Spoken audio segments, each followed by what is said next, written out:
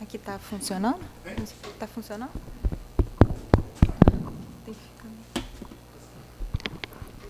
Obrigado, sejam bem-vindos todos. A gente está começando mais uma sessão clínica de ortopedia, falando de um tema muito importante para a gente, né, sobre hemotransfusão e hemoterapia. Começamos aí talvez em 1600 e alguma coisa com William Harvey, né, escrevendo a circulação. Depois seria o Dr. Physick, não me lembro exatamente, que fez a primeira transfusão entre humanos na Filadélfia. Talvez alguma coisa, né? 1795, é isso? O Ricardo está dizendo que sim. Então, e o que a gente faz hoje, né? O que a gente está fazendo hoje? De que maneira a transfusão vai ajudar a gente no pré e pós-operatório, né? E que a gente precisa fazer outro dia. Fomos operar aqui um paciente que tinha múltiplos antígenos, né? E a gente teve que fazer uma série de testes até conseguir achar uma bolsa especificamente que a gente pudesse usar nesses pacientes. Então, à medida que a gente vai envelhecendo, a gente vai tomando, vai submetendo a outros tratamentos cirúrgicos, né?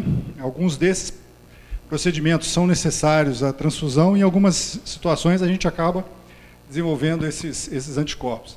Então, a doutora Bruna vai fazer uma explanação para a gente sobre isso. Depois teremos aí comentários aí do doutor Ricardo. Muito obrigado. Então, gente, primeiramente, boa tarde.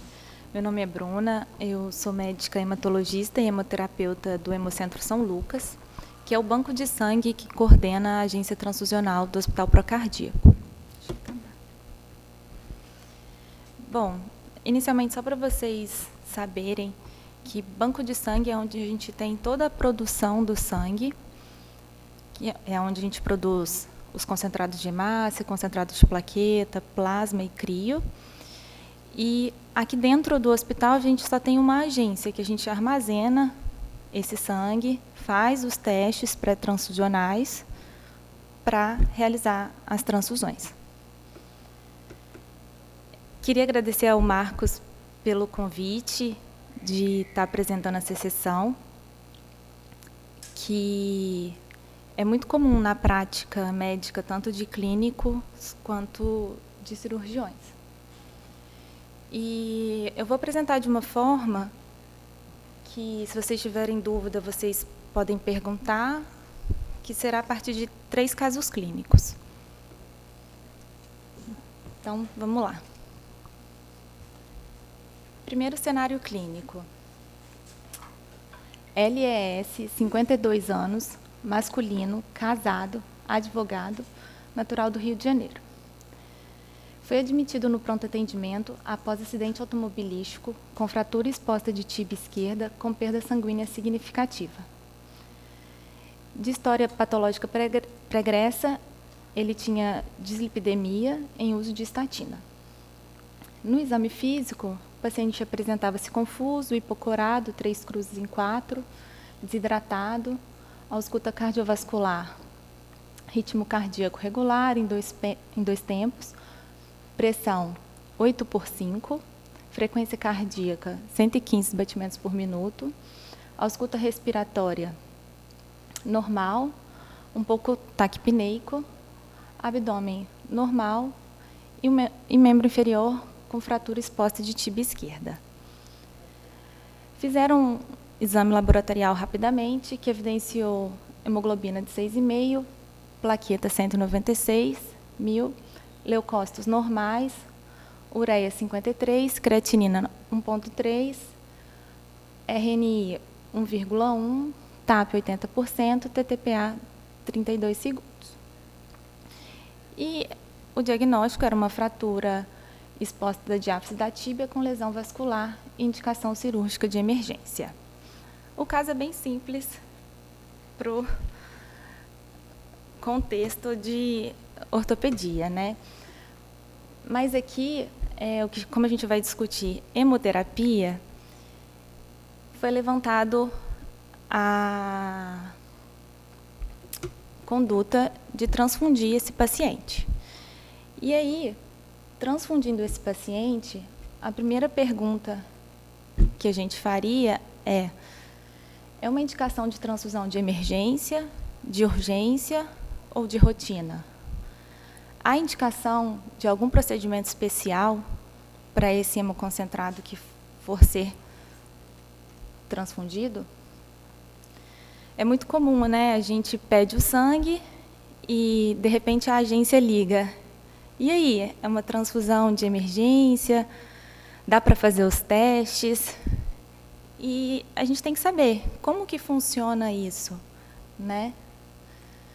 Então, vou falar um pouquinho sobre isso.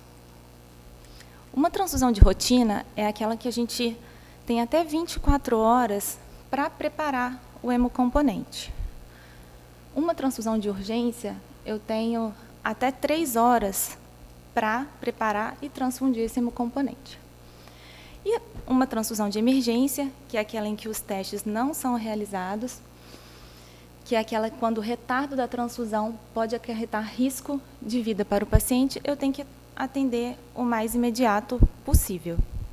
Aqui no hospital, o nosso atendimento de rotina é de 3 horas, que pela legislação seria um atendimento de urgência. O nosso atendimento de urgência aqui no hospital é de 1 hora e 30 minutos. E o atendimento de emergência, a gente definiu que a gente tem até 15 minutos para poder atender. Diante disso, o médico do paciente, tanto clínico quanto cirurgião, que vai definir se a transfusão é de urgência ou de emergência. No contexto aqui do paciente, parece um paciente grave, né? Provavelmente uma transfusão de emergência, porque ele está com sangramento ativo, está com instabilidade hemodinâmica. Então, nesses casos, a legislação permite que eu transfunda hemocomponentes sem fazer os testes. Isso, para eu fazer isso, eu tenho que ter essas 4 condições. O quadro clínico do paciente justifica a emergência, né? O retardo do início da transfusão pode pôr mais em risco a vida do paciente. Existe um procedimento descrito no serviço de hemoterapia responsável. O termo de consentimento, que é aquele que a gente tem que assinar, o médico que está solicitando, e que muitas das vezes dá aquele medo, dá aquela insegurança de assinar um termo autorizando aquela transfusão sem os testes serem realizados. Isso daqui, ele tem que ser assinado porque é uma confirmação de que o médico do paciente sabe dos riscos e está solicitando, está indicando aquela transfusão. É um respaldo para o paciente, para o médico e para o banco de sangue. E a legislação também pede, né, que esses testes que não foram realizados inicialmente, eles são finalizados. A partir do momento que a gente desce com a bolsa sem fazer os testes, a gente vai colher uma amostra de sangue do paciente, inicialmente antes de começar a transfundir, mas dependendo do cenário, pode ser colhida durante ou após. Mas, inicialmente, a gente precisa dessa amostra antes do paciente ter recebido o sangue. E a gente vai realizar os testes depois de instalado o hemocomponente. Só para vocês também saberem, aqui no hospital a gente tem um procedimento descrito que chama-se Código Vermelho, e a gente também agora tem o protocolo de transfusão maciça, que é como se fosse um código vermelho piorado, em que no código vermelho, inicialmente, a gente desce com 2 hemoconcentrados, sem terem feito os testes pré-transfusionais, eles são apenas retipados. Se eu desço com uma bolsa O negativa, com 2 bolsas O negativas, eu tenho certeza que aquelas bolsas são O negativas mesmo. Ou se eu desço com bolsas O positivas, eu tenho certeza que aquelas bolsas são O positivas mesmo. E como que funciona a escolha do positivo e do negativo? O que acontece? A gente tem o sistema BO e RH. Para o sistema BO, a gente tem anticorpos naturais, anti-A ou anti-B. Para o RH, a gente não tem um anticorpo natural. Um anti-D, que no caso é um dos antígenos do sistema RH, mas existe anti-C, anti-E, ele é formado após uma exposição ao sistema RH. Então, como que você se expõe? Ou através de uma gravidez, ou um aborto, ou através de uma transfusão previamente positiva. Então, quando chega um homem nesse cenário de código vermelho ou transfusão maciça, e que a gente sabe que, às vezes, ele nunca foi transfundido, a gente tem muita segurança para poder liberar a bolsa positiva, porque a chance dele ter um anti-D é praticamente nula e não teria nenhuma reação política nesse caso. Bom, mulheres, a gente evita de transfundir mulheres com menos de 45 anos sem saber qual é o RH dessa mulher, porque se ela tiver engravidado ou tiver tido um aborto, ela pode ter um anti-D, mas, às vezes, em cenários críticos, se a gente não tiver hemocomponente RH negativo, a gente libera RH positivo para essas mulheres.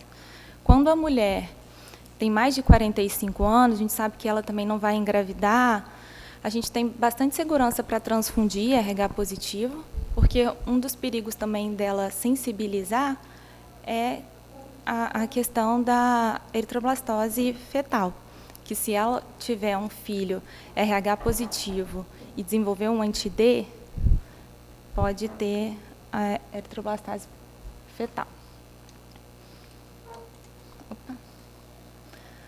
Bom, então, eu falei um pouquinho sobre as modalidades de transfusão. E aqui, esse slide, eu quis mostrar para vocês como é feito um teste pré-transfusional. Eu já sei como pedir uma transfusão, se é de rotina, urgência ou emergência, mas quanto tempo gasta para eu fazer um teste pré-transfusional? O que eu faço de teste em si? Inicialmente, na amostra de sangue do receptor, eu faço tipagem ABO e RH e pesquiso se ela tem algum outro anticorpo irregular. Todo mundo tem anti-A ou anti-B, quem é AB não tem anticorpo. Esses seriam os dois anticorpos normais da gente encontrar numa pessoa. Agora, só que além do ABO e o RH, existem mais de 300 antígenos, que são proteínas, são carboidratos que ficam ali na hemácia, e isso sensibiliza o receptor e ele desenvolve anticorpos. Então, eu faço essa pesquisa de anticorpos irregulares.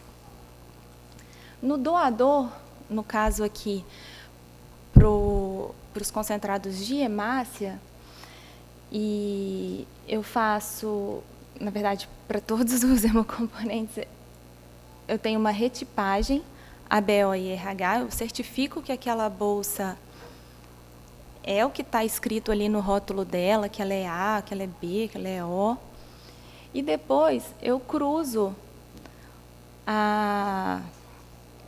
o soro do receptor com as hemácias da bolsa para fazer o teste de compatibilidade. E isso aqui demora em torno de 40 minutos. Por isso que não dá para a gente transfundir uma emergência após os testes. 40 minutos é muito tempo para um paciente que está instável. Outras dúvidas com relação à prática transfusional são as seguintes. Qual o volume médio de um hemocomponente? Concentrado de hemácias, concentrado de plaquetas, plasma fresco congelado, pool de crio precipitado. Normalmente, eles ficam em torno de 250 ml. Às vezes podem ter menos um pouquinho, às vezes tem mais um pouquinho. Em quanto tempo eu posso infundir um hemocomponente? A média é de 1 a 2 horas. Eu não posso transfundir em mais de 4 horas. Agora, se eu estou diante de uma emergência, eu tenho que transfundir isso o mais rápido possível. E existem até infusores que infundem em 5 minutos, de repente, um concentrado de hemato. E eu posso transfundir junto com outras medicações? Não, porque pode ter a formação de algum grumo de hemólise e obstruir a veia do paciente, então eu não posso transfundir nenhum hemocomponente junto com outra medicação. Eu tenho que ter um acesso só para o hemocomponente. Mas eu posso prescrever, transfundir 2 concentrados ao mesmo tempo? Eu posso, naqueles cenários de hemorragia maciça ou de emergência. Bom, outra coisa também que é importante o clínico e o cirurgião saber é sobre os procedimentos especiais que a gente pode fazer no hemocomponente. Porque quando vocês prescrevem, vocês colocam lá a modalidade de transfusão e vem escrito lá no pedido se é deleucocitado, se é irradiado, se é lavado, fenotipado. Então, o que é isso? Deleucotização é uma filtragem. Aqui, nessa foto, eu tenho um hemocomponente e aqui eu tenho um filtro.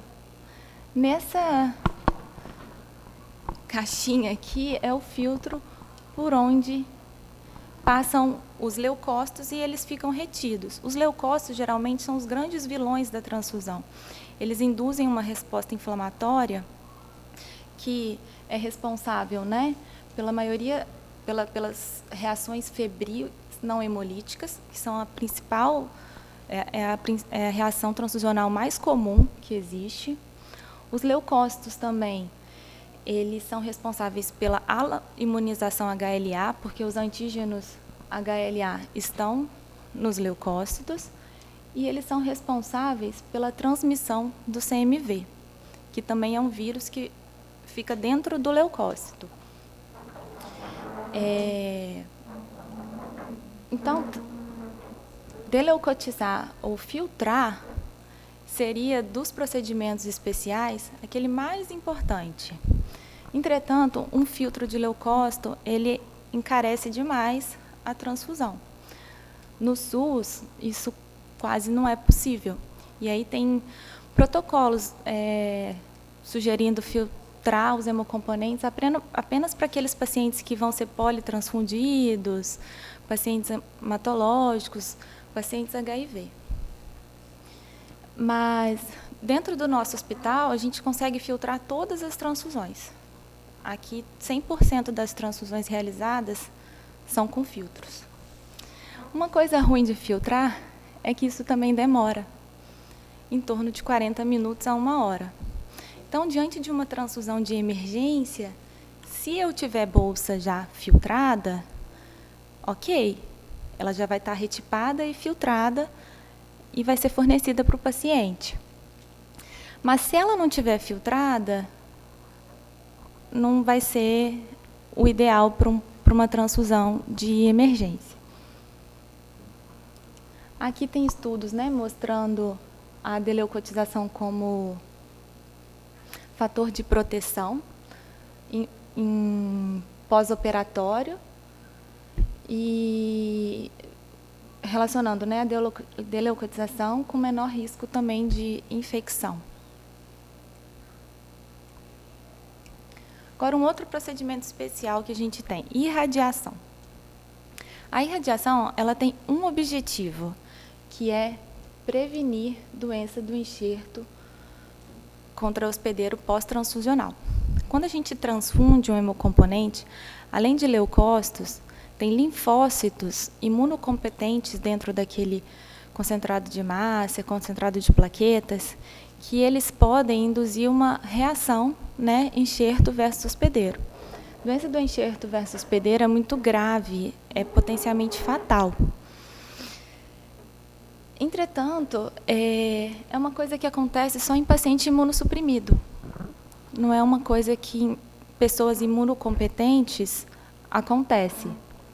Então, irradiação, ela está indicado para pacientes transplantados de medula óssea ou órgãos sólidos, recém-natos prematuros e de baixo peso, pacientes com linfoma de Hodgkin e pacientes que vão receber uma transfusão HLA compatível, incluindo parentes de primeiro grau. Passar. Bom, outro procedimento especial é a lavagem de hemocomponentes. Qual que é o objetivo da lavagem? É diminuir reações alérgicas graves. E ela também está indicada nos pacientes com deficiência de IgA, em que esses pacientes com deficiência de IgA, eles têm anticorpos anti-IgA que podem reagir contra proteínas do plasma do hemocomponente. E aí acarretar uma reação alérgica grave, anafilática. Quando eu lavo, eu estou pegando esse hemocomponente e lavando com soro fisiológico mesmo. Ali eu acabo removendo o leucócito. Então, às vezes, é muito comum a pessoa pedir lavagem achando que está querendo tirar os leucócitos. E aí que, no caso, para tirar o leucócito apenas é filtrar. Lavagem é para aqueles pacientes que têm reações alérgicas graves, tá? Mas ela tira os leucócitos, é um benefício que também tem na lavagem. Só que quando eu lavo, eu perco muita hemácia, perco plaqueta, perco plasma, porque eu estou como se fosse diluindo aquele hemocomponente no soro. Lavagem é bem raro da gente usar. É só para aqueles pacientes que têm reação alérgica grave. E outra coisa que acontece também na lavagem é que eu abro o sistema. Então, essa bolsa ela tem um maior risco de contaminar. Então, a gente tem que estar sempre pesando o risco-benefício. Será que é um paciente mesmo que tem deficiência de IgA comprovada ou já fez uma reação anafilática? Aí a gente lava o hemocomponente, mas sabendo que, às vezes, um concentrado de hemácia para esse paciente não vai ser suficiente. Às vezes, vai ter que transfundir. Se você fosse transfundir um, você teria que transfundir 2 ou 3. Peraí. Opa. Não está aparecendo. Então, ali está falando que a lavagem também não é um procedimento rápido. Numa transfusão de emergência, não dá para eu lavar. Já aconteceu aqui no hospital da gente ter um paciente com suspeita de reação anafilática grave, da gente orientar hemocomponente lavado, mas aí ele entrou numa emergência. Ele teve uma parada cardíaca não relacionada à transfusão e foi feita uma massagem cardíaca aberta. E, nesse momento, até lavar o hemocomponente, não daria tempo a gente não teria tempo para esperar essa lavagem, e a gente pesa o risco-benefício de transfundir um hemocomponente sem lavar do que um lavado. Um outro procedimento que a gente tem é a licotagem. O que é a licotagem?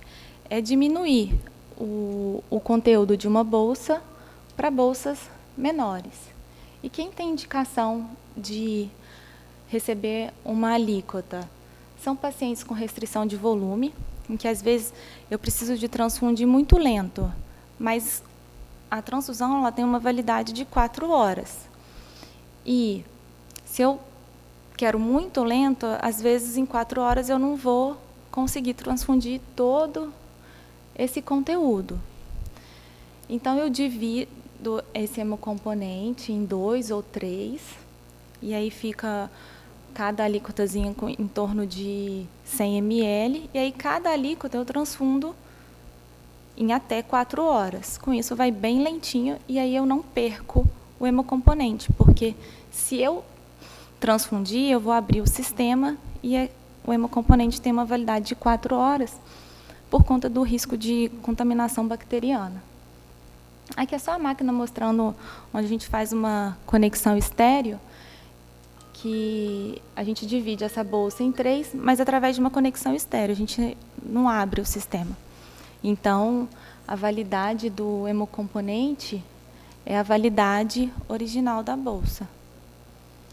E quem tem indicação também de receber a alicotagem são os recém-natos, em que, às vezes, uma transfusão de 200 ml é mais do que a volemia dele, ou crianças com menos de 10 quilos, né, em que a gente geralmente transfunde de 10 a 15 ml por quilo. Bom, então, quantas dúvidas que a gente tinha levantado sobre o primeiro caso. O tipo de transfusão, uma transfusão de emergência, e a indicação de algum procedimento especial? Não, não é necessário. Mas se eu tiver bolsa deleucocitada para esse paciente, eu posso mandar, não tem problema nenhum. Bom, então cenário 2. OVC, 71 anos, feminina, aposentada, natural do Rio de Janeiro, internada após queda da própria altura ao sair do banho. Não consegue mobilizar o membro e apresenta-se com dor intensa na coxa direita. De história patológica pregressa, ela tinha um AVC isquêmico em 2015, em uso de AS simvastatina. Hipertensão controlada com losartana. Exame físico, lúcida e orientada, hipocorada 2 cruzes, em 4, hidratada, face dolorosa, restrita ao leito. Ausculta cardiovascular normal, pressão arterial 15/9, frequência cardíaca 88 batimentos por minuto. Ausculta respiratória, murmúrio vescular presente, ausência de ruídos adventícios, frequência respiratória 18 incursões por minuto.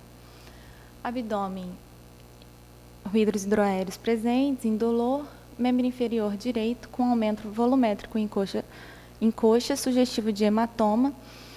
O membro estava em rotação lateral com restrição à mobilização por dor.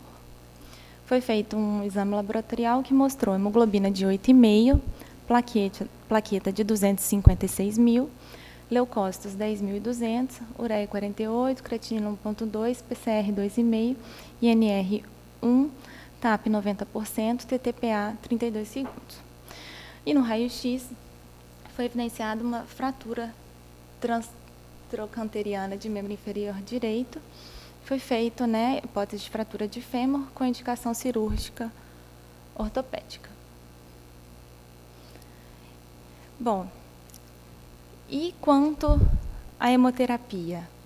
Além da indicação cirúrgica, essa paciente tem indicação de transfundir concentrado de hemácias? Tem indicação de transfundir plaquetas? Quanto e em quanto tempo? Posso infundir com outra medicação? Posso infundir com outro hemocomponente?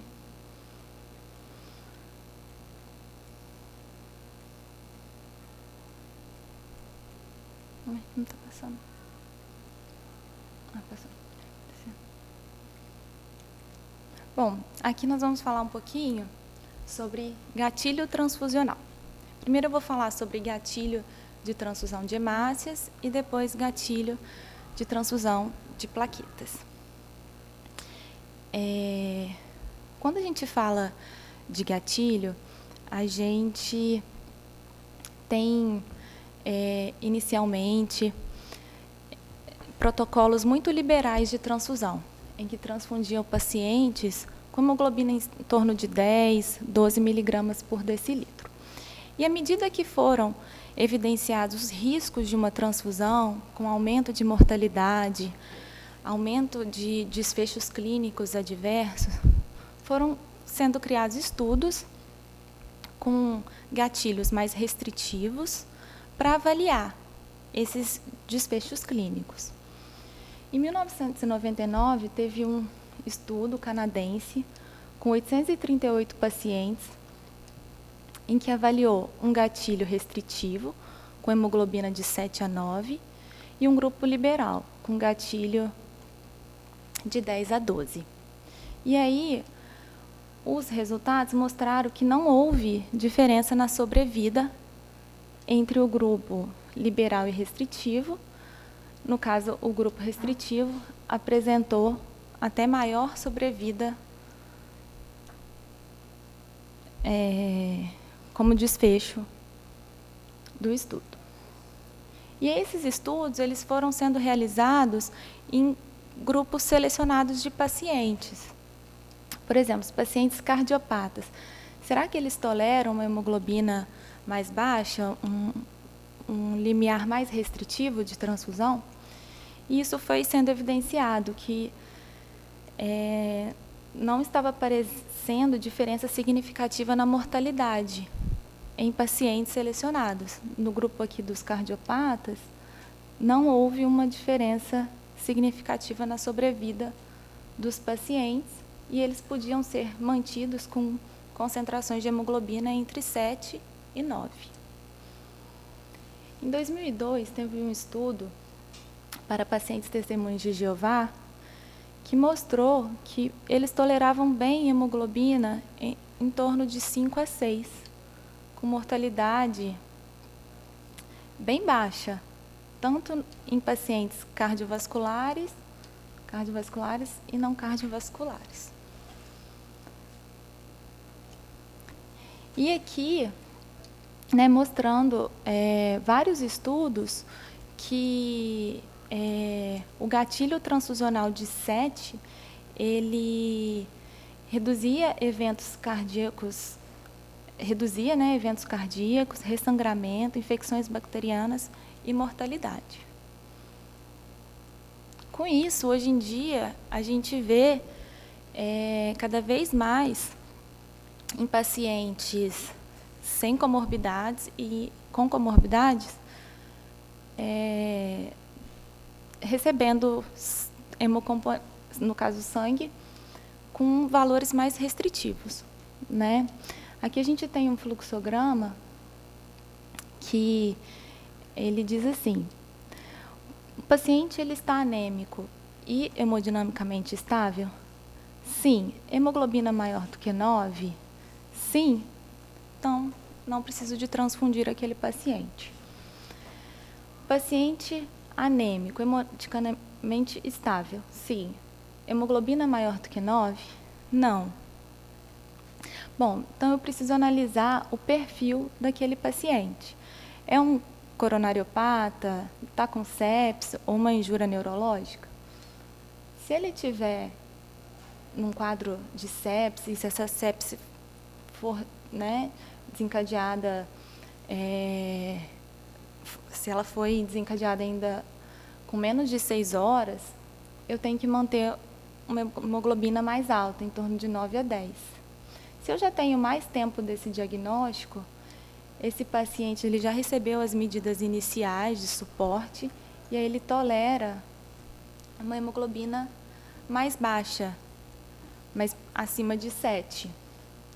Para pacientes neurológicos, o meu alvo é em torno de 9, para aqueles pacientes com isquemia cerebral, e em torno acima de 8 para os pacientes com hemorragia subaracnoide.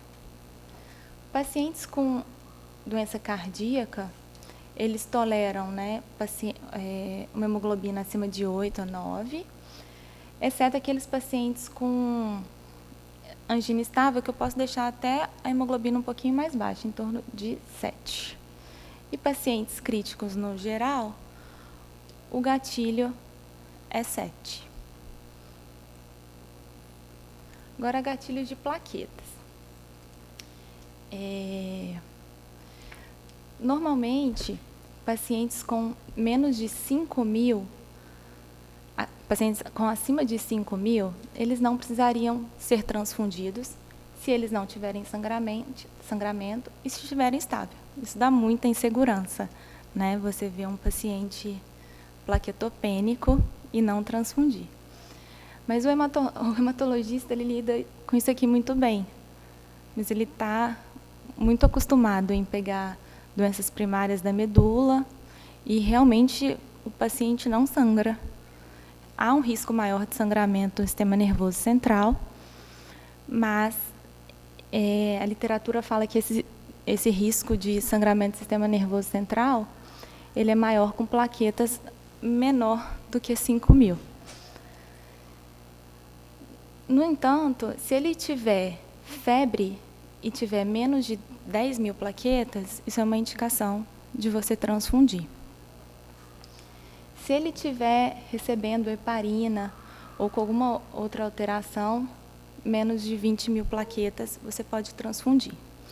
Se ele for submetido a uma cirurgia ou tiver um sangramento ativo, você transfunde se ele tiver abaixo de 50.000. E para os pacientes neurocirúrgicos ou de cirurgia oftalmológica, se eles tiveram com menos de 100.000 plaquetas, você transfunde. Outra coisa relacionada a gatilho de plaqueta é a questão de uso de antiagregação plaquetária, que eu acho que é muito comum no cenário clínico do cirurgião, principalmente quando pega paciente cardíaco, neurológico, que está usando algum antiagregante. O AS, o clopidogrel, ticlopidina, eles vão gerar uma inibição irreversível, né, da COX-1 e ativação por ADP, e eles têm uma sobrevida para o AS em torno de 7 dias na circulação, o efeito na plaqueta em torno de 7 dias, e para o clopidogrel e ticlopidina em torno de 10 dias.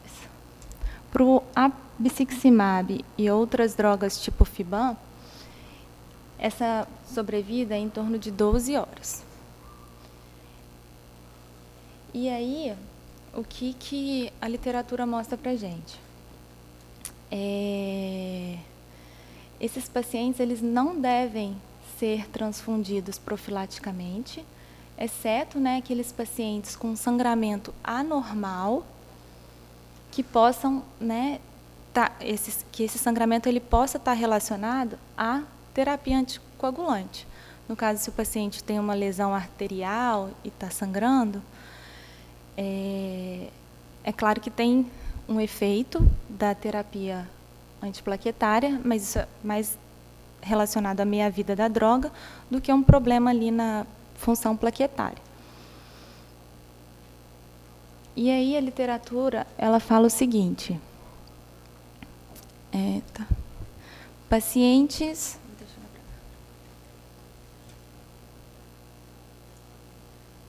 que usam AS,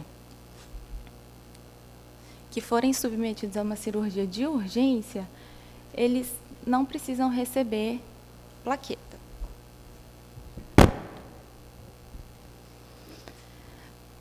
Nem para os pacientes que estão em uso de dipiridamol.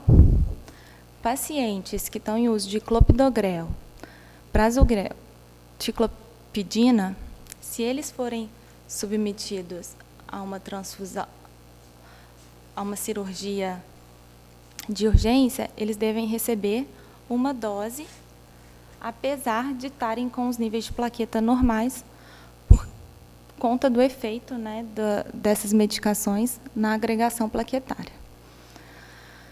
Para a neurocirurgia ou cirurgia oftalmológica, aqueles pacientes que estão em uso de AS ou de piridamol que não tinham indicação de receber plaqueta, eles devem receber uma dose. E para os pacientes que estavam em uso de clopidogrel, prasugrel e ticlopidina, que deveriam receber uma dose em caso de cirurgia de urgência, eles devem receber 2 doses. Isso. Aqui também, né, tem os antiagregantes intravenosos. abciximab, eptifibatide e tirofibam. Eles devem receber uma dose se tiverem sangramento. Eles não devem receber para cirurgia de urgência, se caso for indicado. E se forem submetidos a neurocirurgia ou cirurgia oftalmológica, também uma dose. Lembrando que se você for realizar uma cirurgia eletiva, idealmente é você esperar a meia-vida daquela droga e não transfundir aquele paciente. Então, as dúvidas com relação ao caso clínico. Devemos transfundir concentrado de hemácias para essa paciente? Lembrando que ela estava com 8,5 no primeiro atendimento. Não é necessário. Ela não tinha nenhuma comorbidade que estava indicando um nível mais alto de hemoglobina. Transfundir plaquetas também não é necessário. Ela estava usando só AS e, na literatura, né, nós vimos que se ela não estiver sangrando, ela não precisa de receber plaqueta. E aí, em quanto tempo transfundir? 2 a 4 horas. Pode infundir com outra medicação? Não. E pode infundir com outro hemocomponente? Também não. Terceiro caso. PM, 72 anos, feminino, casada, do Lar Natural de Petrópolis. Internada para tratamento cirúrgico eletivo de fratura de úmero. De história patológica pregressa, hipotiroidismo em uso de levotiroxina e hipertensa em uso de losartana. Exame físico: lótico, lúcida orientada, corada, hidratada, afebril. Ausculta cardiovascular, ritmo cardíaco regular em 2 tempos, pressão arterial 12/8, frequência cardíaca 75 batimentos, ausculta respiratória, murmúrio vesicular presente, ausência de ruídos adventícios, frequência respiratória 16 incursões por minuto, abdômen, ruídos hidroaéreos presentes, indolor, membros inferiores sem alteração. Exames laboratoriais: hemoglobina de 12,3, plaqueta 234.000, leucócito 6.800, ureia 38, creatinina 1, INR 1, TAP 90%, TTPA 32 segundos. E aí, com relação às dúvidas hemoterápicas para esse caso? A indicação de reserva sanguínea, a indicação de transfusão autóloga, através de coleta pré-depósito, hemodiluição intraoperatória, recuperação de sangue intraoperatório. Bom, então, vou falar um pouquinho sobre reserva sanguínea. O consumo de hemocomponentes reservados, ele é bastante variável para cada cirurgia. E existe um índice que ele prediz o risco daquele paciente sangrar e, de acordo com aquele risco, se está sugerido reserva com a bolsa, né, compatibilizada para aquele paciente, ou apenas de fazer uma tipagem sanguínea, ou de não reservar. Então, ele avalia a cada 100 pacientes transfundidos, dividido pelo número de cirurgias realizadas. Se esse índice ele estiver acima de 10%, tem indicação de realizar tipagem sanguínea do paciente, mas fazer a prova de compatibilidade do soro desse paciente com a bolsa. Se esse índice está entre 1 e 10, você tem indicação de realizar apenas tipagem sanguínea. E se esse índice é menor do que 1%, não há indicação de reserva. E aí, o que eles sugerem é, para amputação de perna, um concentrado. O que vocês acham disso? Depende da...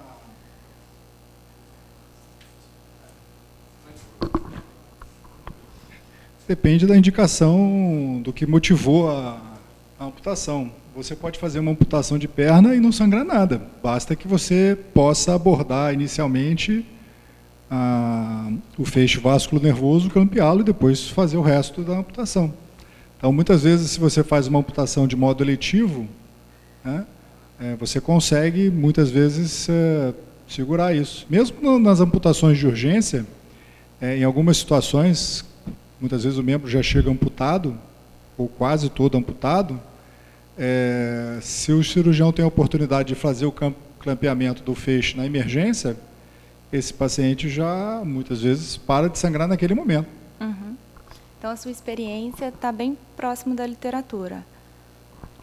Eu tive a oportunidade de amputar poucos pacientes na minha vida. Eu amputei mais pacientes em situações de emergência na emergência do Hospital Miguel Couto do que amputações eletivas. As amputações eletivas, a maioria delas acaba sendo feita pelo cirurgião vascular, mas algumas, muitas delas associadas à osteomielite, muitas dessas são feitas pelo ortopedista. Já tive a oportunidade também de refazer amputações por questões de coto.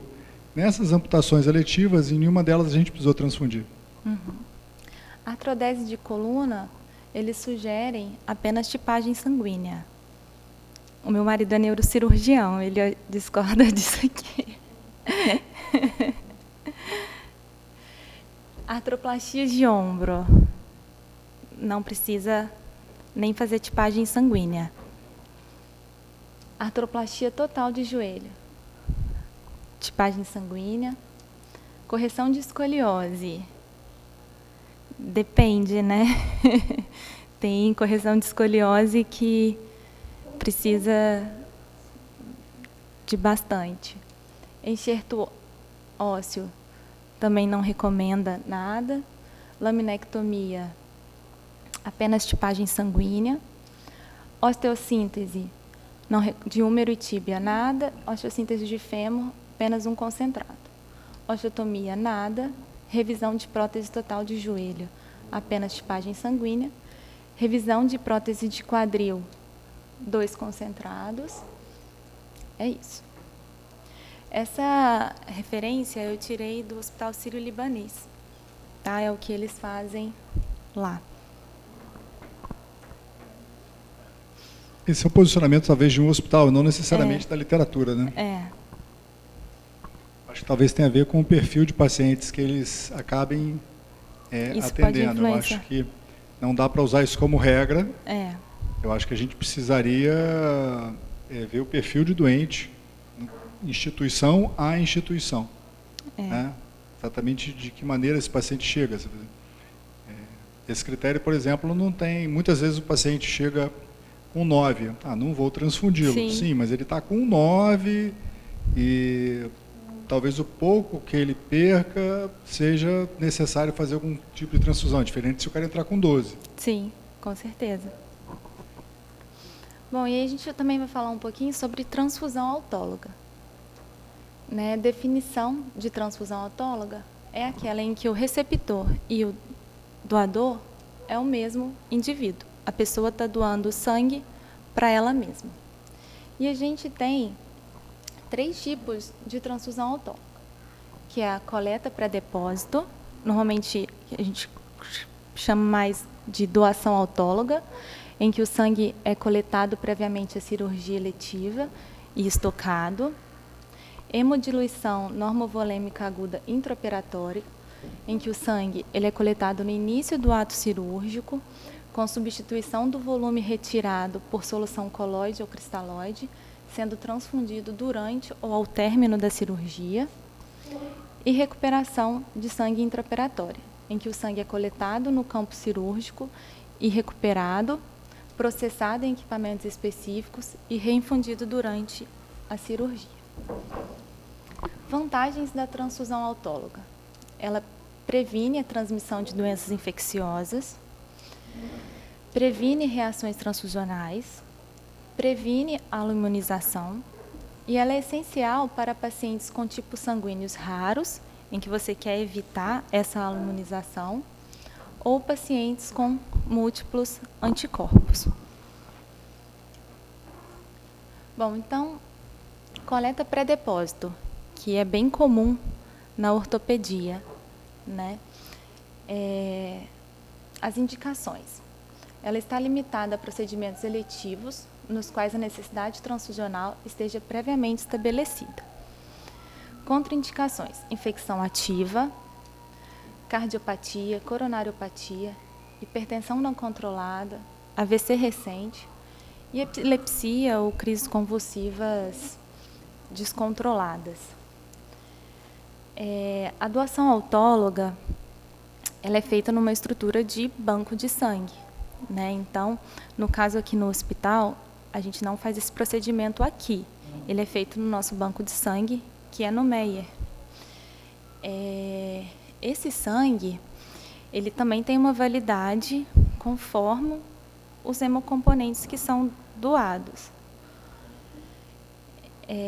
Essa doação autóloga ela não pode ser feita mais do que 30 dias antes da cirurgia e ela não pode ser feita também muito próximo da cirurgia.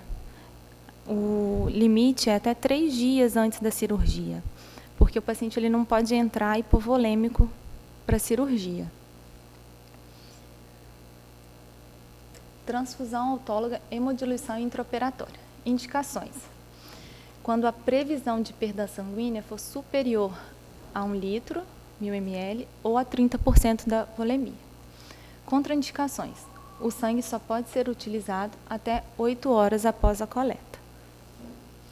Não pode ser feito também para um paciente que ele já entra para a cirurgia com hemoglobina muito baixa.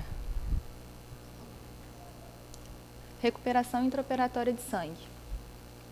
Ela está indicada para aqueles pacientes que têm uma perda prevista acima de 20% da volemia, previsão de consumo de pelo menos um concentrado, pacientes com tipo sanguíneo raro ou múltiplos anticorpos ou motivos religiosos, cirurgias cardiovasculares, ortopédicas de grande porte e transplantes.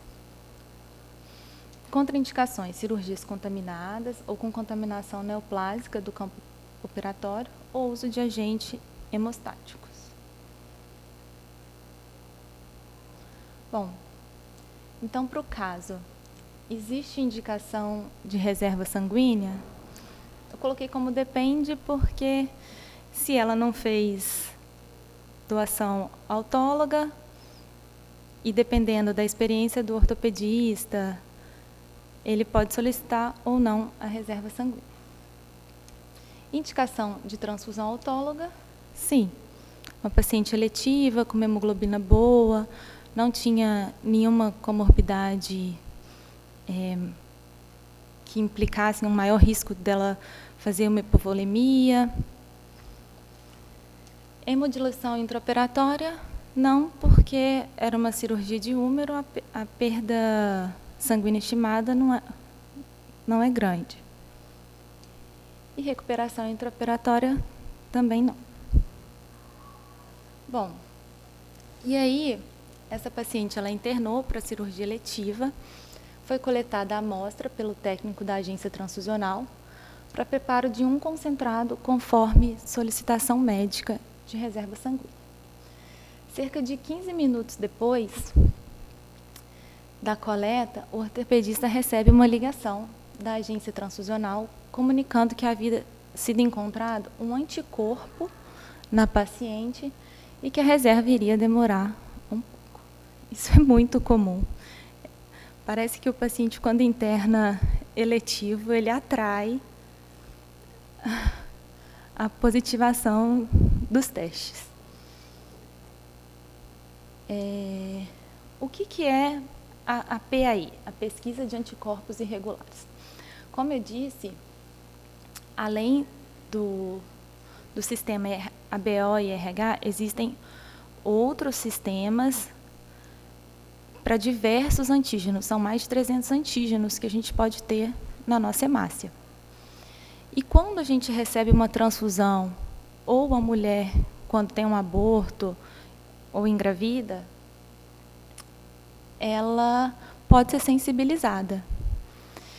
E ela é exposta a antígenos que ela não tem e o organismo reage formando anticorpos.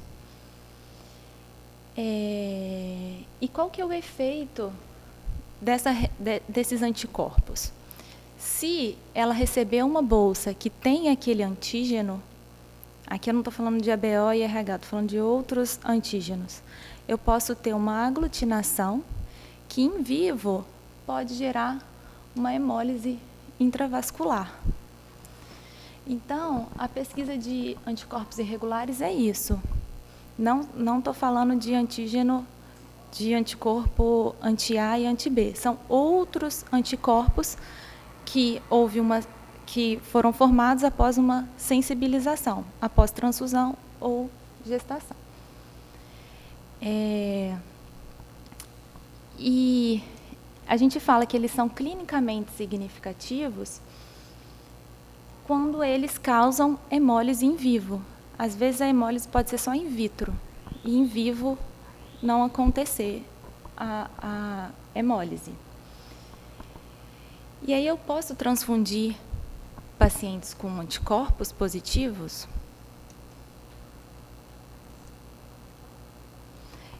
Eu posso transfundir se for um anticorpo que não é clinicamente significativo e se, no caso, aquele paciente receber um hemocomponente que não tenha aquele antígeno. Só para vocês saberem, aqui eu coloquei, né, a gestação e as transfusões, que são os responsáveis por essa aloimunização. Para a gente identificar o anticorpo, igual na continuação do caso, foi identificado um anti-E, isso é demorado. Um teste que normalmente gasta 40 minutos, ele pode se estender a horas e até mesmo demorar um dia. Porque, como eu disse, são muitos antígenos, a possibilidade de eu identificar o anticorpo, a dificuldade ela aumenta a partir do momento que são mais de um anticorpos, ou são anticorpos em que são tão raros que eu não tenho hemácias, não tenho como pesquisar ele através de reações antígeno-anticorpos e tenho que mandar isso para a biologia molecular. Então, a partir do momento que eu tenho uma PAI positiva, eu não sei quanto tempo que eu vou gastar para identificar aquele anticorpo.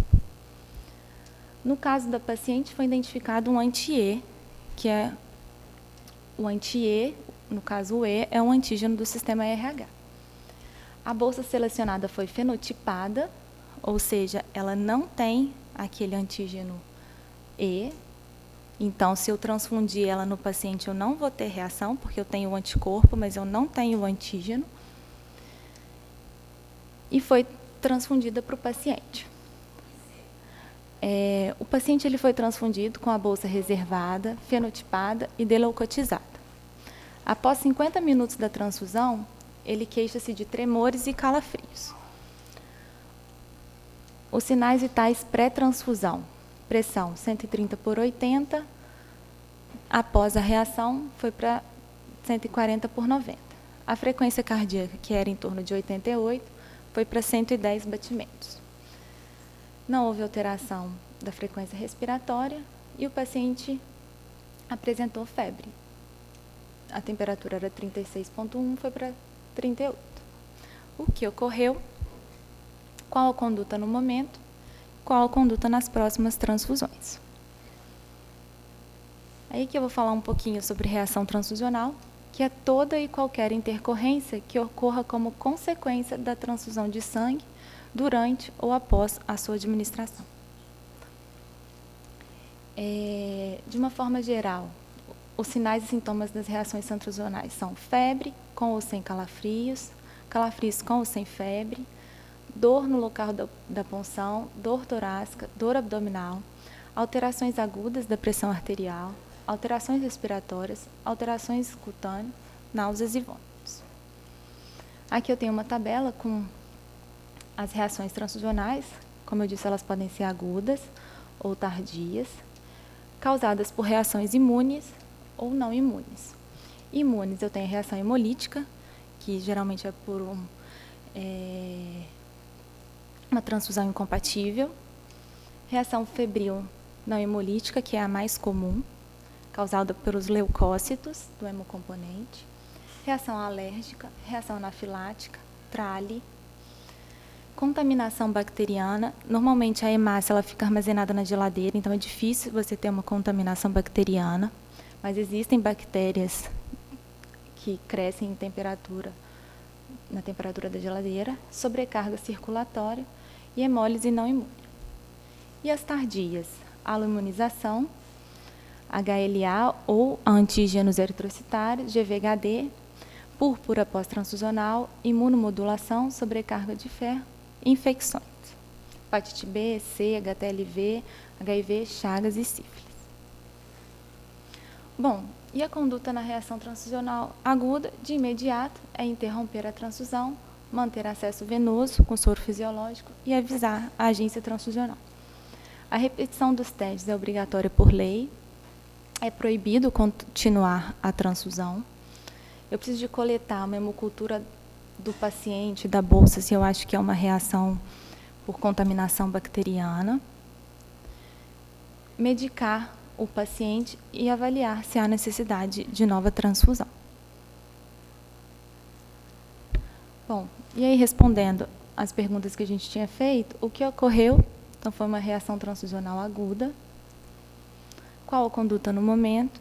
Suspender a transfusão, manter o acesso venoso, coletar nova amostra para a agência de sangue, para a repetição dos testes, coletar hemocultura, se eu estou na dúvida se é uma reação febril, uma reação por contaminação bacteriana, prescrever um antitérmico.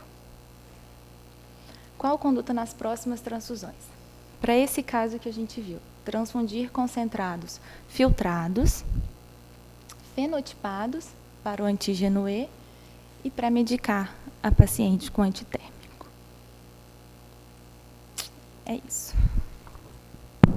Excelente, muito obrigado.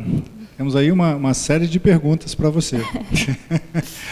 Nesse caso, especificamente dessa última, vamos começar do final para frente. Essa última paciente teve uma reação alérgica, né, uma reação transfusional. E essa reação ela ocorreu mesmo com a deleucotização, né? Teria uma explicação do porquê ela ocorreu?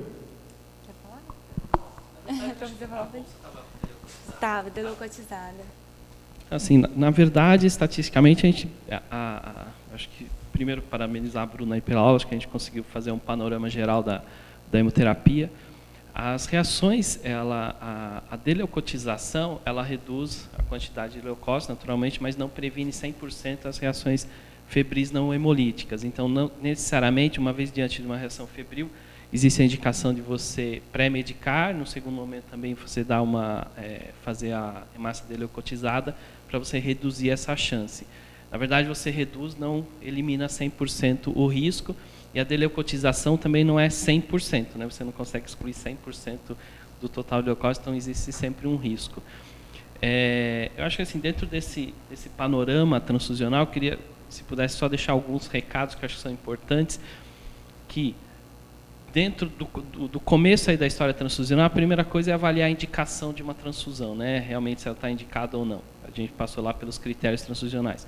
Segundo, ter na cabeça que existe um tempo necessário, mínimo, para você disponibilizar o melhor componente para aquele paciente, que é fazer aqueles testes e fazer uma prova cruzada. Diante da classificação daquele paciente, ele não pode esperar, a gente cai na transfusão de emergência, onde a gente vai atrás daquele termo. A questão do termo, ele na verdade, você está deixando tanto o médico do paciente, como a decisão é compartilhada do médico com o hemoterapeuta, mas ela é necessária para você decidir se é uma emergência ou não, e se a gente vai transfundir naquelas condições sem os exames, mas eles vão ser realizados depois, isso daí é extremamente importante. E voltando só um pouquinho para a emergência, é extremamente importante no momento da emergência a gestão do estoque de sangue. Então, por isso que é importante a gente estar muito próximo desta emergência para tomar a decisão de qual é o melhor hemocomponente, não só para o paciente, mas pensando no atendimento do hospital. Então, um exemplo prático que eu dou, assim, a gente tem uma média transfusional de O negativa aqui no hospital de menos de 30 bolsas O negativas por mês. Eu já tive catástrofes aqui, emergências, onde eu transfundi em 24 horas mais de 40 hemácias. Então, se é um paciente negativo, não adianta, eu não tenho condição, nenhum banco de sangue vai ter condição de dar 40 hemácias negativas. Não tem em estoque e você vai acabar com o seu estoque para quando necessário. Então, essa relação da decisão de como é essa emergência, qual é o melhor componente, se é negativo, se é positivo, então o resumo é, a gente tem que estar próximo. E da questão da pesquisa positiva, é basicamente a dificuldade. Primeira etapa é você identificar aquele anticorpo. E a segunda etapa é ver se você encontra a hemácia compatível. O encontro, a mais difícil, vamos dizer assim, é você... agora eu já sei qual é o anticorpo. Uma vez diante do anticorpo, eu tenho que achar alguém que não tem aquele antígeno contra aquele anticorpo. E aí a estatística. Eu vou ver a frequência. Então, tem antígenos que a frequência é muito alta na população. Então, eu posso estar diante de uma pessoa que tem um anticorpo contra o antígeno que a frequência é 95% da população. Ou seja, sobra 5% da população que não tem aquele antígeno. Então, eu vou ter que correr atrás de uma bolsa. Ao acaso, pode ter no estoque, mas às vezes a dificuldade é essa. Por isso que, às vezes, essa etapa aí de identificação e achar uma bolsa pode ser de horas ou, casos raríssimos, há dias você achar uma bolsa. Agora a pergunta prática do dia a dia. Paciente, sexo feminino, 85 anos de idade, fratura de fêmur. Ok? Em uso de dupla antiagregação. Ela usa clopidogrel e usa aspirina. Essa é uma paciente que, idealmente, se você opera nas primeiras 24 horas, você melhora a sobrevida dela a longo prazo.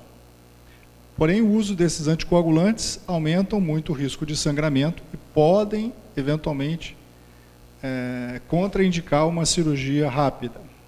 Né? Algumas situações a gente vai conseguir fazer cirurgia percutânea, então, talvez até mesmo em uso de dupla antiagregação a gente pudesse operar. Mas pode ser que ela precise, por exemplo, de uma artroplastia de fêmur, e aí o risco de sangramento é um pouco maior. Como avaliar essa paciente no pré-operatório, tentando minimizar os riscos e decidir se colocamos ou não em sala com 24 horas? Pergunta difícil. Não é fácil. Naturalmente, acho que assim, de novo, acho que a parceria do banco de sangue com o cirurgião, a decisão vai ser compartilhada sempre. Eu acho que vai principalmente pela indicação cirúrgica. Então, é o que você falou. Se operar nas primeiras 24 horas, você tem um maior benefício, menor risco, melhor resultado, etc. Hoje a gente tem, naturalmente, a disponibilidade, não tem outra saída senão dar plaqueta para esse paciente. Em relação ao S, eu fico muito tranquilo, porque lembrar que a produção de... Tem um outro detalhe que tem que ter na cabeça, a produção de plaqueta, ela é contínua. Então, por exemplo, o uso de AS em 24, 48, cada hora que passa, você tem produção de novas plaquetas que tem função de agregação normal. Então, você, conforme vai passando o tempo, você já tem um pool menor de plaqueta bloqueada e um pool maior de plaquetas já disponíveis. Então, eu particularmente acho que se há uma indicação muito clara e benefícios da intervenção precoce e os riscos da não intervenção, eu faria transfusão de plaqueta, operaria essa paciente e acompanharia no pós-operatório. Você colocaria em sala, sim, operaria o doente e faria plaqueta durante o ato pré-operatória e aí acompanharia. Nesse caso, eu daria pré, na verdade, e imediatamente antes da cirurgia. Melhor. Assim, a sobrevida e o consumo de plaqueta, não adianta você dar 12 horas, 13 horas, porque, na verdade, você não está falando de uma quantidade de plaquetopenia. O paciente tem plaqueta baixa, sim, tem plaquetas bloqueadas, né, que não estão em função de agregação normal. Então, na verdade, quanto mais próximo do tratamento cirúrgico você der, é o melhor benefício. Então, e não adianta, você não vai ter forma de avaliar essa agregação. Então, é melhor que seja pré-operatório e durante a cirurgia você tem plaqueta disponível para si. Aí você vai muito pelo tato, aí não tem jeito. De ter um bom anestesista e um bom cirurgião. Não tem jeito. Então, tem uma regra que a gente tem que tomar algum cuidado, que é assim, a gente tem lembrar que plaqueta por aférese e plaqueta randômica. A plaqueta por aférese é considerada uma dose terapêutica, de um padrão. A plaqueta randômica, para cada doação de sangue, eu pego aquela sangue total e fraciono. Sai uma hemácia, uma plaqueta e um plasma. Para eu juntar uma dose terapêutica, são em torno de 6 a 7 unidades de plaquetas. Tem uma regra que é 1 unidade de plaqueta para cada 10 quilos. É que a gente tem algum cuidado. Outro dia, em outro hospital, me pediram 15 unidades de plaqueta randômica, porque o paciente pesava 150 quilos. Então não vai também, 150 é 15, 200 quilos é 20 plaquetas. Naturalmente, você não pode dar 4, 5. Do ponto de vista prático, tem alguns estudos que mostram que uma aférese, praticamente dependendo da contagem da produção de plaquetas que você tem, um pool de 4 a 5 randômicas praticamente equivale a uma aférese, do ponto de vista de função. Então, geralmente, é uma dose terapêutica, vamos deixar redondo, ou uma plaqueta por aférese, ou em torno de um pool de 6 a 7 randômicas, geralmente. O que está disponível hoje no hospital? Praticamente aqui no hospital, a gente é quase, acho que pelo nosso indicador... Assim, nossos indicadores são mensais, né? Mas eu nunca vi a gente fazer menos de 70% de transfusão. É sempre mais de 70% de transfusão de plaquetas por aférese. Aqui a maior... 30% aférese e 30% randômica. Isso. A gente faz mínimo, uma... né? A gente trabalha com a gestão de estoque. Então, a gente tem sempre, geralmente, disponível plaqueta por aférese e as randômicas. A gente vai trabalhando. A maior calcanhar do banco de sangue é plaqueta, porque a validade da plaqueta é 5 dias. A hemácia eu tenho 35 dias, mas a plaqueta 5. Então, a gente vai muito com a demanda. Eu tenho disponível, mas se não tem ninguém recebendo, eu tenho estoque menor, para não gerar perda, porque é um produto nobre. Se eu tenho uma saída maior, estoque maior. Então, você está muito próximo de saber... Para disponibilizar a plaqueta, então, na verdade, eu dependo de doador. Então, eu tenho que pôr um doador lá no banco de sangue, ele doa hoje. Os doadores que estão doando plaqueta hoje, vão ser feitos exames e libera amanhã, no final do dia, essa plaqueta. Então, mas tem todo um trabalho de conseguir o doador, ter lá disponível. A gente sempre tem disponível, se prepara para o fim de semana, que a gente tem uma média de uso, a gente trabalha com essa média. E, por exemplo, hoje eu tenho 4 pacientes com leucemia internados lá no Pasteur. Então, eu tenho uma saída hoje de 3 a 4 plaquetas no mínimo por dia. Então, eu estou com um estoque muito mais cheio. A antigenicidade da transfusão de plaquetas. Produção de anticorpos ou reações adversas à transfusão de plaquetas. Na verdade, assim, a maior parte os produtos que têm mais plasma, que é plaqueta, que tem um volume maior de plasma, e plasma, assim, eles têm um percentual maior de reações alérgicas, mais do ponto de vista e menor de reações febris. A hemácia tem um percentual maior de reação febril e menos de alérgica. A sensibilização de fator de RH, por exemplo, a plaqueta por aférese, quando faz o doador, você só faz a doação da plaqueta por aférese. Então, você tem um risco menor de ter hemácias naquela aférese, tem uma quantidade mínima. Então, é menor chance de você ter sensibilizações. Tanto é que, geralmente, a gente não respeita o ABO. Não é necessário respeitar o ABO e o RH da plaqueta versus o paciente. Você pode transfundir. Marcos, essa é uma dúvida que eu tinha, porque a gente pensa assim, qual que aluminiza mais? Hemácia, plaqueta? No caso, plasma não aluminiza porque ele é acelular.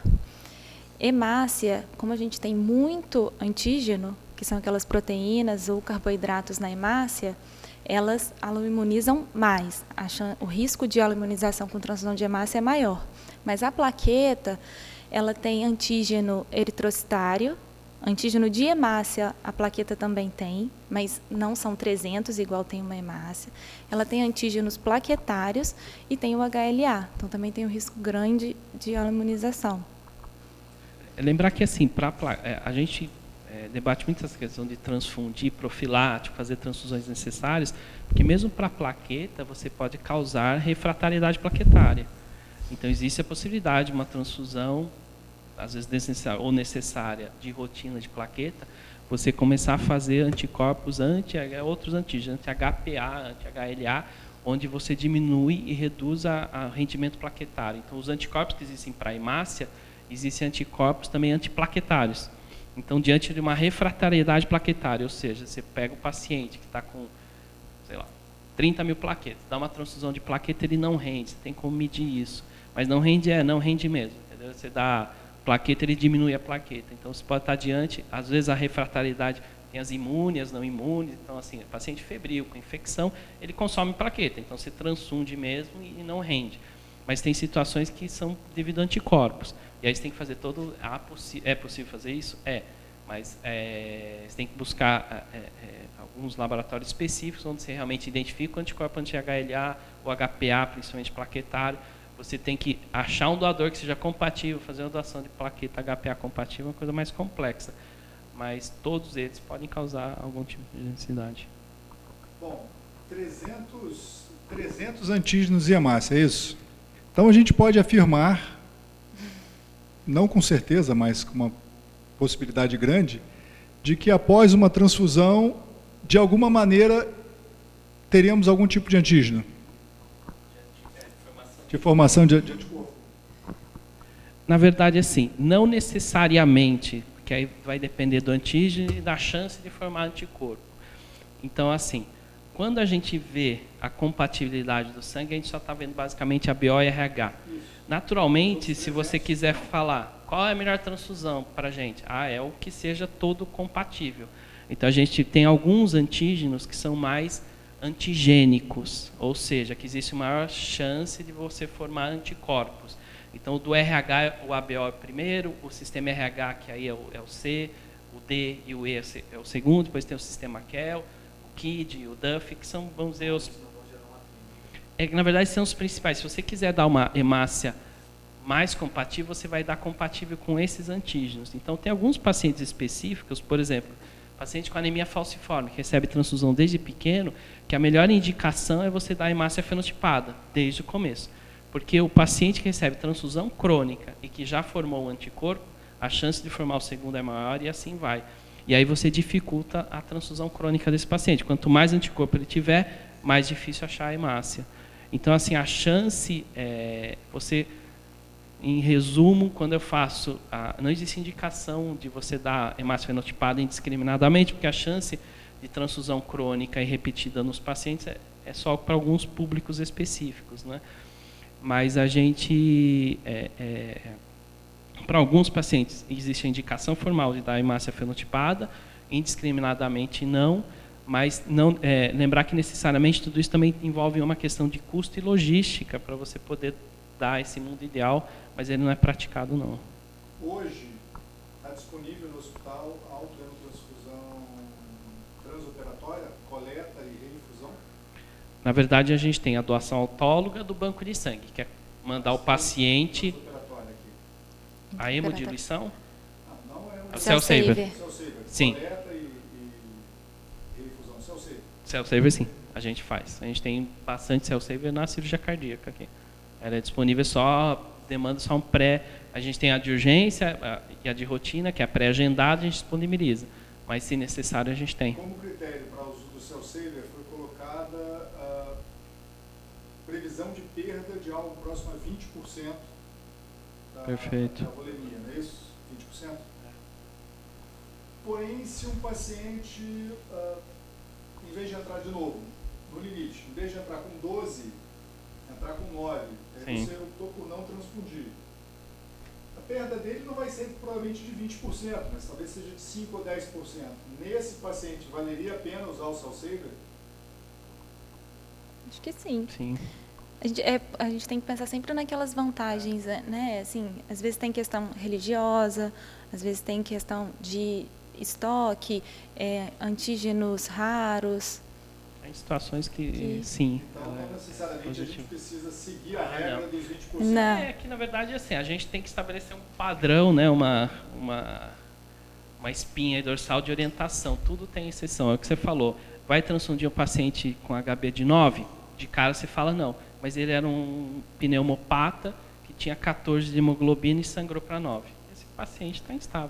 Um exemplo seria, às vezes, uma mulher jovem que tem um risco, né, de engravidar e a gente não quer que ela imunize e é negativa e os estoques estão muito ruins.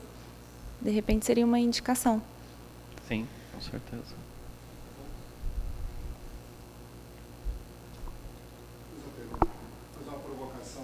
Amigo Newton, Newton, você coordena um hospital, né? Como é que é a parte de transfusão lá no seu hospital, no Hospital da Unimed?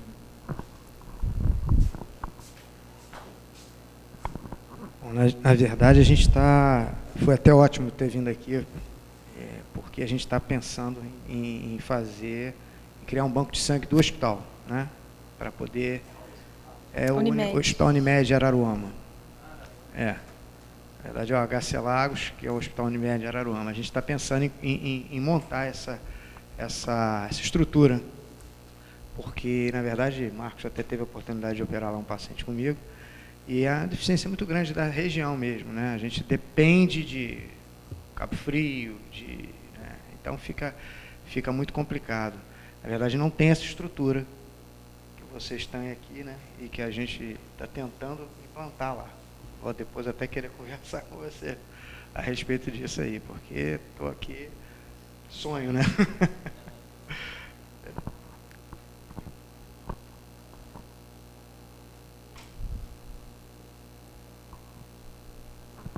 Ok, mais alguma pergunta? O paciente que vai viajar pós-operatório de uma cirurgia ortopédica, em que o paciente vai precisar fazer um retorno e está com uma hemoglobina de 8,5, por exemplo. Hemodinamicamente está estável, senta, não fica dispneico, fica em pé, não fica dispneico, mas a gente sabe que ele vai para uma região com uma pressurização menor, algo próximo a 9.000 pés, se eu não me engano. E esse paciente, como é que a gente faz? Vai precisar transfundir, não vai precisar? Tem alguma manobra de estresse que a gente possa fazer para tentar determinar essa necessidade de transfusão? Marcos, só para perguntas difíceis e polêmicas. Acho que essa eu nunca vi essa pergunta. E não foi combinado, o pior é isso. Mas é a nossa realidade. Com certeza, com certeza. A gente opera uma grande quantidade de pacientes que são de fora do país. E todos eles, as cirurgias ortopédicas, interessante isso. Perdem um pouco de sangue, não necessariamente no ato operatório, mas às vezes nos dias subsequentes, né? Isso é uma preocupação frequente. E nós tivemos uma senhorinha de Goiás, uma fratura de fêmur proximal, estava aqui passando férias de 94 anos, foi ajudar de nós de 96, caiu no banheiro e ela já entra com uma hemoglobina de 10, 11, perde...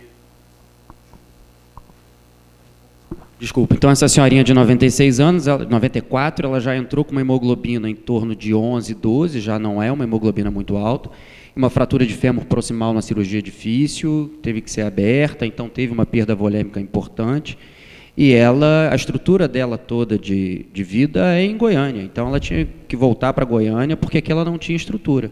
E aí ela entra em sala com 11, sai de sala com 9,5, de repente cai para 8,5, tem que viajar dali a 2, 3, 7 dias, talvez, para Goiânia de volta, onde ela tem a estrutura para acompanhar, né? E aí, como é que a gente faz? Tem alguma orientação específica? Isso foi um caso nosso aqui, recente. Então, pensando aqui. Assim, eu acho que a decisão, apesar da gente ter os gatilhos, né, que mostram para a gente resultados, tem sempre que ser uma decisão compartilhada, né, entre o médico, assistente, o hemoterapeuta e a paciente. Assim, é difícil você, numa situação dessa, a paciente, ela sabe dos riscos de transfundir, mas ela acha que aquilo vai ser válido, o médico assistente também acha que é válido. Se não tiver uma contraindicação muito grande, é muito difícil o hemoterapeuta, acho que, contraindicar essa transfusão. Eu acho que acaba mais também sendo a favor de transfundir. Vamos lá, o doutor Sérgio perguntou, qual é a indicação? Eu estou pensando... Ela não tem nenhum problema se a fratura foi corrigida e ela está clinicamente estável, por que transfundir? Eu estava pensando no caso que o Marcos comentou, né, que a paciente vai para uma área em que a disponibilidade de oxigênio é menor e que provavelmente ela vai ter sintomas, né? Então vamos lá. Existe uma regulamentação de retorno para voos com cabine pressurizada, onde a cabine se pressuriza a 9.000 pés. É uma legislação que não é absolutamente clara, existem algumas normas, então sugere-se hemoglobina acima de 9, mas 8,5 é próximo. Mas aí você também tem idade, você tem cardiopatia, você tem uma série de outros fatores comemorativos, e muitas vezes a gente não tem uma resposta pronta, né? Mas muitas vezes você, diante da companhia aérea, você vai ter que se responsabilizar. Uma coisa é um voo talvez de 30, 40 minutos, o outro é um voo de 3 horas e um outro é um voo de 6, 7 horas. Uma coisa é um voo para Goiânia, um voo para São Paulo, ou um voo de retorno para a Argentina ou para a Colômbia. Não vou nem falar de retorno para a Europa, né, porque aí, com certeza, você precisa de um cenário de maior estabilidade. Conversando aqui com o Marcelo Fabrício, que já teve a oportunidade de fazer acompanhamento médico de pacientes para retorno à sua pátria, já relatou casos complicados assim, de intercorrência durante o voo. Então, não necessariamente relacionados à hemoglobina, né, percentual de hemoglobina, mas esse é um dos fatores que na nossa prática diária mais assim, chamam a atenção e que muitas vezes passam a ser nossa responsabilidade, e que a gente sempre procura dividir com os nossos médicos assistentes. Por isso, aqui no Procardíaco, a gente não opera sem médico assistente, porque os nossos pacientes realmente são bem complicados. Então, eu acho que especificamente nesse caso, a gente começa a falar também de níveis borderlines, né? Você falou 8,5, 9 é legislação, são situações. Eu acho que talvez ter em mente que hoje a transfusão, com a técnica, com os exames que são feitos, a transfusão é segura. Tendo o risco de uma transmissão de uma doença, alguma intercorrência relacionada a essa transfusão, ela é pequeno hoje, mas não é zero. Então, naturalmente, é melhor não transfundir. Esses casos específicos, eu acho que vai demandar muito mais da avaliação precisa, quanto que era a hemoglobina prévia para quanto que chegou. Então, se você tem um paciente com média, sei lá, 15 de hemoglobina, sai de uma cirurgia com 8,5 e vai viajar, eu acho que é uma situação. Paciente que estava com 11, idosa, que está com 8,5, eu acho que já é uma outra situação. Porque lembrar que a adaptação, recentemente eu vi um paciente também em pronto-socorro, onde fui avaliar uma questão transfusional, que ela tinha uma pesquisa positiva, é um paciente que tinha, em média, um histórico de 7 de hemoglobina, com história de sangramento, e saiu um exame com 4 de hemoglobina e pediram uma transfusão urgente. A hora que você via essa paciente, conversava com ela, você sabia que ela não estava com 4. E mesmo que estivesse próximo disso, a paciente tem uma anemia crônica. A adaptação dela, eu já vi paciente com 3 de hemoglobina andando. Entendeu? Mas porque tinha uma anemia muito crônica. Então, realmente, eu acho que vale muito da análise. Então, mas lembrar que a decisão, talvez, de uma transfusão nesse caso, a transfusão hoje tem um risco muito pequeno. Mas eu acho que vai muito, realmente, de quanto que ela estava para quanto que saiu e avaliar o risco aí específico. Muito obrigado a todos. Convido, daqui a 15 dias teremos uma nova sessão clínica, um tema ortopédico. Muito provavelmente, dentro de um mês, vamos falar aí alguma coisa sobre marca-passo e cirurgia ortopédica. Muito obrigado.